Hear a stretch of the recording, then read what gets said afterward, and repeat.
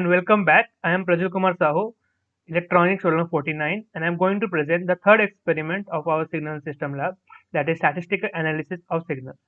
So today we will look at the four movements of distribution, that is mean, variance, skewness, and kurtosis, and see if we can come up with something or algorithm to distinguish sound files on basis of these parameters. So let's get started. First, let me say my approach through this MATLAB code. We have three sound files, namely fan sound, human sound, and train sound, which will be used to study these parameters. In the process of getting these sounds, I discovered that these noises, this fan sound, this train sound, are used as um, relaxing sound for getting peace and get a nice sleep. So it was easy to get the samples. So moving on, I have made some reference samples where I will store the values of the samples, and I have declared the output matrices, which is basically accuracy matrix, which I will explain later in the video.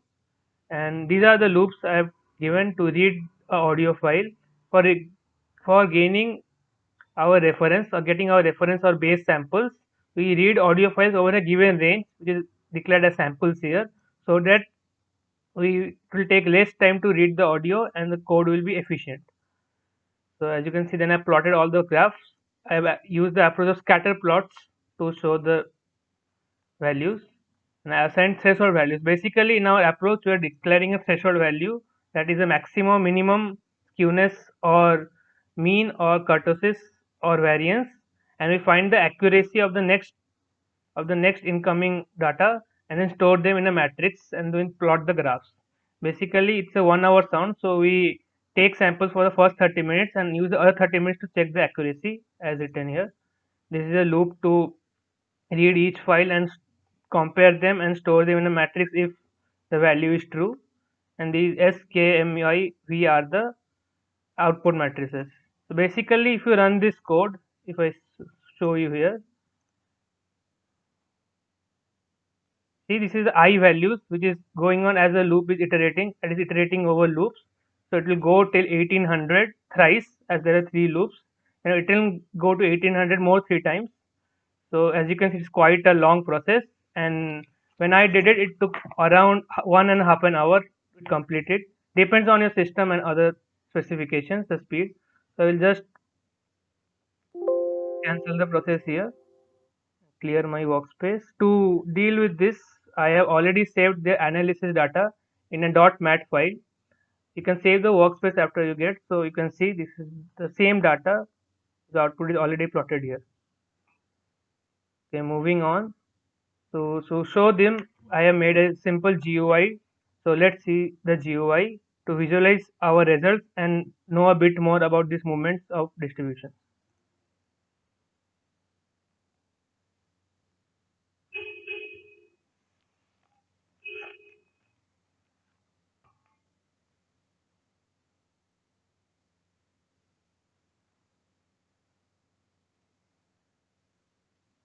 So this is the GUI I have created.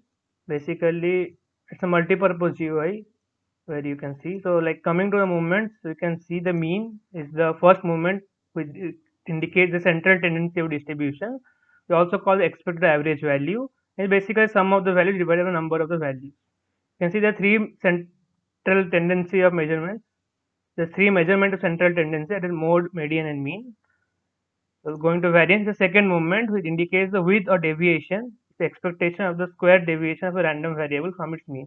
As you can see, a low variance means the values are quite closer to the mean, while a high variance means the values are quite spread from the mean, as you can see from this.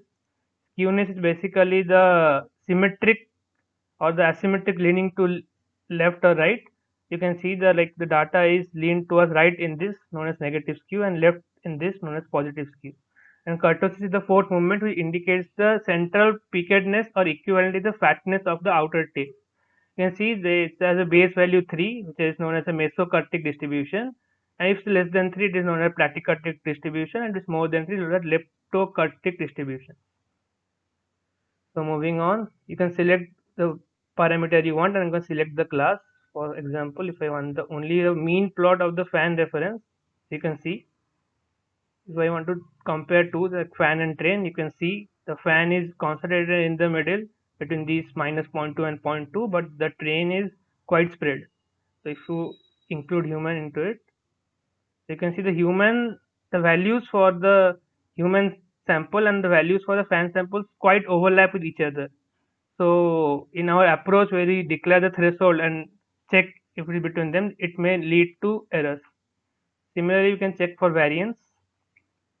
You can see variance was a quite a nice measure to see, to analyze, as it almost separates all your data. You can see the train is up here while the human samples are here when the fan samples are below here, can be distinguished quite easily. Skewness was a bit complicated, as you can see it's all mixed up, but still you can make out that the human samples are here while the fan samples are quite spread in this range and the train samples occupy the upper part. Similarly for kurtosis, you can see the human samples are in the upper part of the graph, but still there is a coinciding region of all the three, which may lead to error further. Now coming to the output matrices, now we take the output matrix of the mean. You can see there's a if we give, basically the columns are the reference samples we took and the rows are the input we take.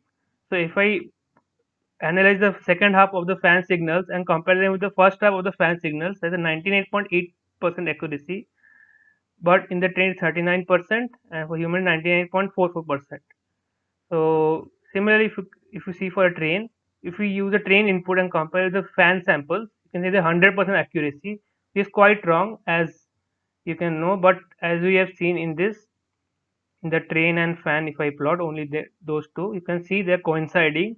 So between the maximum minimum value of the train means, we obviously get the fan's mean. But still it was quite a nice measurement, the mean.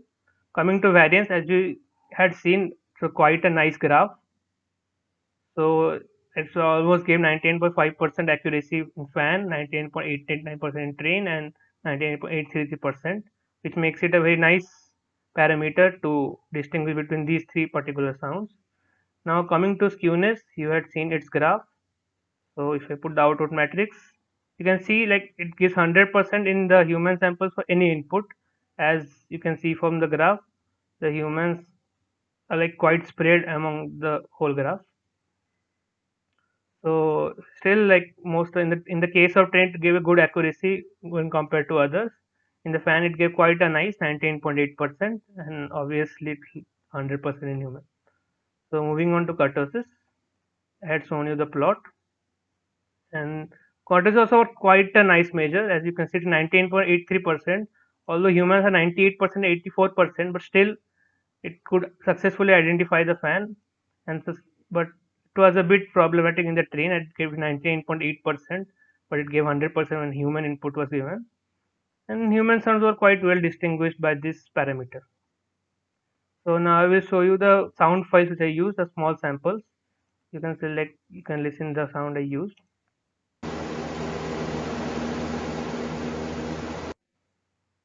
You can play it like